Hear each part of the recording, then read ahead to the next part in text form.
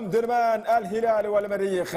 رمي تماس ترجع لمصلحة لكالديا أمامية طولية خطيرة الكرة تصويبة يبحث يعاني في حاضره أمامية عرضية فرصة خطيرة ولكن تقطع الكرة. مشروع مرتدى انطلق قباني في كرة أمامية البحث عن تيا أسد ولكن مازال يستنى يرجع بالكرة على الطريقة التي تمنى الكرة السودانية هو وغريمه وخصمه وجاره وابن مدينته ابن رسالة زامبيا أمامية انطلق قباني عرضية والكرة ترجع ركلة مرمى لمصلحة الحرس الوطني.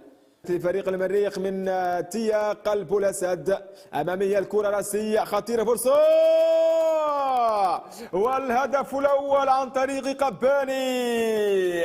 هدف أول لفريق المريخ في الدقيقة 28 يبحر نحو انتصار جديد. المريخ يتقدم في الدقيقة 28 في هدف كان مشكوكا في تموقع اللاعب محمد قباني لأن دفاع الحرس وقف محتار ولأن الحكم نظر إلى حكم الراية قبل أن يؤكد الهدف. هنا اللقطة هنا الكرة هل كان متسلل؟ نعم.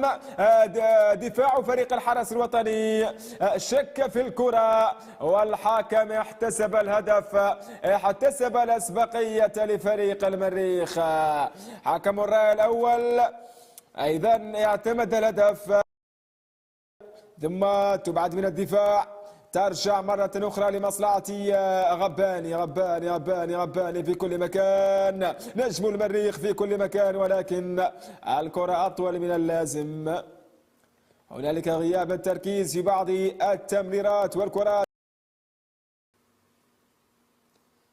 الكرة لمصلحة إلى محمد غبان